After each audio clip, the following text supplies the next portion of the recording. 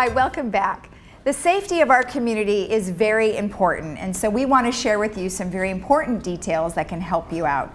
I have Tim Moy, Chief of Security with That's us. right. Welcome. Hi, Did I say it correctly? You did. Good to see you. All right, good to see you. Welcome. So a lot of vehicles in the wrong places. Right now, especially, and one of our priorities is the contractor vehicles. And we appreciate the work they're doing, but unfortunately, they're just not allowed to park in certain places. They're not supposed to be in the cul-de-sacs. They're not supposed to be in our visitor spaces. They've got to park out on the roadway. I mean, we'll give them 10, 15 minutes to unload all their gear, but after that, they've got to get off the road. And we're asking our residents to be responsible, to educate them, because ultimately, we're also we may go after them as well when it's a problem with a manor. Now, generally with construction vehicles, and I know that we have some photos of where they're parking. Now, you said they have to park in the street, so what if it's really far away from where they're doing the work? Right. Well, I mean, hopefully it's not that far away, but when we're dealing with parking issues, there's just limited spaces here, and if they're taking up the parking spaces for the entire day, then our guests, our residents can't take advantage of those. So when we try to work with them, and if it is a distance, they have their crews, they've got other teams. They come in, they dump their stuff off, they go park. Maybe one person takes a few of them back and forth, but that's just part of working in the community. Okay. There's really not much we can do about that. Okay. And it's really not that much of a haul. So usually you can cut through some breezeways, what have you, and get out to a roadway pretty quick. You don't have to follow the cul-de-sac. You can get out to the road where you can park your truck. Okay, so we have a photo here that we're looking at, and that's a lot of construction stuff, and he's just parked where. Give me an idea of where this is. What kind of community is this? Well, the one thing I like about it, you see a security vehicle right in front of it as well. So hopefully this person is going to be issued a citation, unless of course they are just unloading. Right. But if they're working out of that position right there, they are parked in a cul-de-sac. That is not allowed, and that will result in a citation. Okay, and so how far away from, let's say he's going into that building there, how far away would he have to park? Is there something just right around the corner? It may be a few hundred yards to get out of the cul-de-sac on this one. No, so it's not that bad. So we're not asking them to walk a half a mile. Okay. So there are a few areas where it is a little bit longer, and that's just part of doing business in the village, in a private community. So what should the residents do upon speaking to their construction workers? Like, what should they say? Right. Well, first of all, I will tell you that when they obtain a permit in here, we give them the form. We give them the rules of this community, so they know, well, they should know if they're reading them, what they can and cannot do. But our residents should do the same thing. Our residents need to be educated on the rules, and it's just not the parking. It's the illegal dumping. It's working after hours. It's and then working on Sundays, what have you. It's just not allowed. Okay. Brad wanted me to mention this as well. We're also looking at those who are not obtaining the proper permits. If you're doing business, or if you're going to do some type of alteration that is over $500, you need to go down to Manor Alterations and obtain that permit as well. And so if you're not working with a permit on file and properly posted, we're going to be out actively enforcing those as well. Okay, so they need a permit of anything over $500. Any alterations over $500. And that's internal. I mean, if it was inside their place, they still have to get a permit. That is correct. Okay. Right. And so, the best thing to do is just go down to Manor Alterations. Most of these contractors know the rules. We've got a group of those who come in and go and do a large amount of business in here. They know it. Many times, I just think, they may get a little lazy, what have you, and it is a little bit of an inconvenience, but we're just requiring them to take those extra steps. Is it a time issue? Like, do you think they're going, oh, well, if I have to go through the process of getting a permit, it's going to take too long? Do you think they think that? No, I think we've streamlined the system. Okay. We've got a new manager down there. We're trying to make it a one-stop shop. You come in, you obtain that permit, and obviously you have to have it with the city as well. and then we try to outline and give you the direction. We answer the questions for you.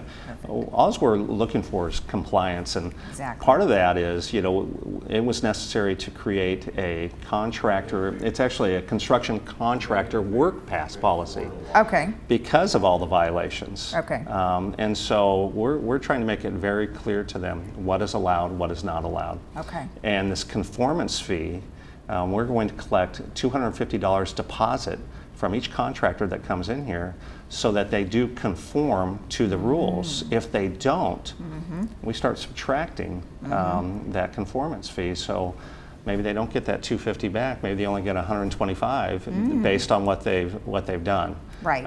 Whether it be the illegal parking, illegal dumping, working past the hours. So there's a lot going on with that, and we're just asking for our folks to know the rules and abide by it. Right. Now, also the rules of one-way roads or stop signs or things like that is also important too, right? Exactly. So we've got we've got the fire lanes, we've got the red curbs, we have guest parking on the sidewalks. We don't have raised sidewalks everywhere, so it's very easy if you're not paying attention to just pull up on that concrete, and now you're blocking a resident's pathway, especially if they're in a wheelchair, if they're in a walker. Right. You may be putting them at risk to have to go around your vehicle that's parked on the sidewalk. Now, we're not just talking about construction vehicles, now we're talking about residents and guests too, Residents and guests, correct. So we have a few photos where we've got some red. I mean, obviously you're not supposed to be in the red. Right, and it looks like that vehicle is parked somewhat on the curve, and so by parking there, you may be limiting the visibility of a vehicle coming around the corner or coming around the bend. Right. And there's a reason why we put those out there. Okay, all right, and again, same kind of thing, right? Right. And then we have a security person, I think, right there looking, right? So we do have another citation. Hey, we're not out trying to collect and fine everybody. Right. But this is a small city. We've got 12,736 manners here. And the sheriff doesn't enforce parking in a private community. They'll enforce misdemeanors. A hit and run, traffic things like a DUI. Okay. No, they don't. Not even traffic. They don't enforce speeding violations. So as a private community, we're on our own, and that's why we have traffic enforcement. That's why we have our own officers that are enforcing the stop signs, enforcing the speed violations. Okay. And this, we was the one right before this, and then this one. There's two violations, right? They're in a red zone, and it's also the fire hydrant. Right. We should tow that car. Well, you probably will be soon, right? Unfortunately, yeah. But no, and I would hope, many times they're stopping for 5-10 minutes, and rather than park in a visitor space or park out on the roadway, they just run in and they check on their parents or what have you. They're coming back out. Right. We get it. Do your best. Find a legal place to park. Right. Okay. All right. Well, wait. Here's a few more. Now, some of these, like you said, were completely on the sidewalk. Now, is that just what do you think? I mean, you said maybe they're just being a little lazy, or well, look at this. I mean, I don't understand that either. Right. That's terrible. But part of it is, well, you've got the red stripe, you've got the fire hydrant, and that is a walkway there. And maybe this person just didn't realize, thinking, well, if I pull all the way over, it's okay. But that's the sidewalk, and it's not really raised, so that's where it could be a little bit confusing. Right. Well. Okay. All right. Well, my goodness, there's certainly a lot of, now this is not necessarily a car, but now what do we have here? We have a golf cart. Right, so that is obviously an issue. And, it's hard enough to maintain the landscaping in some areas, but this makes it worse when we're parking our golf carts on the grass area. Yeah. It looks like there may be a little clutter issues as well, so we'd want to get out there and take a look. Yes, okay. All right, well, good. Well, we think we've covered the issue with your roadways and your traffic and your parking issues. So what else do you have for us? Well, just with the other safety issues, the whole See Something, Say Something initiative, and how important that is to our community. And we're kind of stealing from the Department of Homeland Security, and it was initially rolled out for more terrorist type activities if you see a suspicious package. Right. So we've taken it as well, and if in the village here, we want people to notify us of anything out of the ordinary, anything suspicious. As a private community, people should not be riding around their bikes if they're in their early 30s or if they're just walking by themselves, we would like to know about it. And I know that there are times where residents have told me, they goes, well, I just wasn't sure, I didn't want to waste your time. No, actually, we want you to err on the side of caution. Give us a call, let us come out, and let us take a look and confirm this person is a guest or has a right to be in this community. We do want to keep our community safe. Do most of the residents, I know they have decals of some sort, right? We do. What is it called? Right, RFID. Oh, that's the RFID. RFID, right, okay. Right. So normally people would know if that particular person belonged in the community just based on that, right? Well, if they're driving, they may, if you're a resident here, or you'll have a GRF decal on your front windshield, lower left side, and you may have that RFID. Okay. But if you're a guest and you've been called in, you're not necessarily going to have a pass on your dash. You may be a permanent pass holder as well. So those folks are coming and going quite a bit. And, we get thousands of vehicles in here every day. Now, unfortunately, not everyone is law-abiding.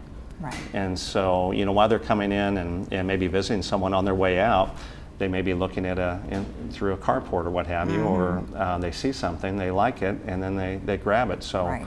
It's just the nature of a large community. But I will tell you, and I continue to say, this is a very safe community as well. Crime is very low. But you never know. We're not immune to minor thefts and neighborhood problems. Right. Well, it's kind of like a neighborhood watch, right? I mean, it is. Kind of be diligent around your area, or if, like you said, so see something, say something. Okay, good. Exactly. Good. I want to add one more thing, though. Yes. I was talking to a resident the other day. And she said, yeah, not only see something, say something, but if you hear something, say something. Maybe you're hearing yelling, arguing, a lot loud noises. Maybe it's just a nuisance issues of somebody playing their TV too loud. But, on occasion there may be crying as well. And why would someone be crying? And so we'd like to go out and do a welfare check on them. And it's not for enforcement purposes, but if something were to be happening with an individual, we want to bring social services in as well. We want to provide some level of assistance to an individual. Just to make sure that they're doing okay. Yeah, exactly. Perfect. Right. All right, and then we've got one other thing you had, where hide it, lock it, or lose it. Right, hide it, lock it, or lose it, and that's just another initiative to try to keep your property in your possession. And when I first got here, I was amazed at how many people just leave everything out in the open. They leave their cars unlocked, but we just can't do that in today's society. So if you do have something and your vehicle doesn't lock or what have you, put it under that seat or throw it in the trunk. But the better thing to do is just lock up everything. Or take it with you. Or take it with you. And that doesn't mean we have to be paranoid, but we just have to be diligent, knowing that things do occur. So do your best, lock it up. And I also recommend to our residents not to be storing expensive items in their carport cabinets. You put some things in there, but that's easy access for people as well. Well, and it's not, people aren't watching that area particularly because they're maybe above it or behind it, and they can't necessarily see in there. Okay. Correct. And this community shuts down in the evening. 9 o'clock, 10 o'clock, there is not much out on the roadway at all. So, which means those who are in for other purposes, maybe criminal intent, have kind of the freedom to kind of make their way around. So we don't want to give them any extra opportunity. Exactly, exactly. All right, you've got a gate improvement project update for us? We do. So things are going well. Gates 5 and 6, it was initially, there was a learning curve for a lot of us. That gate's coming down. You can't buzz through as quickly as maybe you would like. So you do have to slow down and make sure that RFID triggers the gate arm to open up. Okay. Moving forward, the GRF has released funding for gates 1, 2, 3, and 4, and then 7, 8, 9, and 14. Oh, good. And people are asking, when's that going to happen? You've been talking about it a lot, but patience. Patience. But with the engineers, getting the planning, getting all the permits. I believe with Ernesto and Munoz and his construction team, they're looking at breaking ground August, September. So it's still on track. And then it's a matter of which gates we're going to do first. how we're going to ensure proper flow into the community. We want to make sure our first responders have access to all parts of the community. So we may start one gate on one side of the community, another on the other. And that just makes sense. We don't want to shut anything down or slow people from being able to make their way around. Right. Yeah. Good. Well, I mean, you guys are making an awful lot of progress overall. Right. And so people are like, oh, good, they're really getting going on some things. So that's probably why they're going, hey, where's this? Absolutely. And we're excited about those gates. And, you know, with some of the things that have already occurred, we're able to track vehicle access. It's going to help with some of our illegal occupants that are coming and going. We have had some minor thefts involving those decals, those annual decals. Oh, yeah, okay. Right, and you're going, why would somebody take someone's decal? Well, it's to put it on their own vehicle because they don't belong here in the first place. Right. So that would be what we would consider an illegal occupant, which goes back to that whole see something, say something. You think that you have some illegal occupants, some people who are not authorized to be here? Hey, you're paying for the amenities. Let's make sure everybody else is doing their fair part as well. Right. So give us a call on that. We encourage everyone to call us at security. Yep. That number 580-1400. We've got that right on the screen. So there we hopefully, go. Perfect. If you have any security issues or emergency type things, they could call security, but of course 911 for emergencies first. Absolutely. But then security issues and any questions they might have too, right? Exactly. Okay, well thank you very much for your time. We appreciate the update. Great, good to see you. All right, you too. And we'll be right back after this, so don't forget to see something, say something. We'll be right back.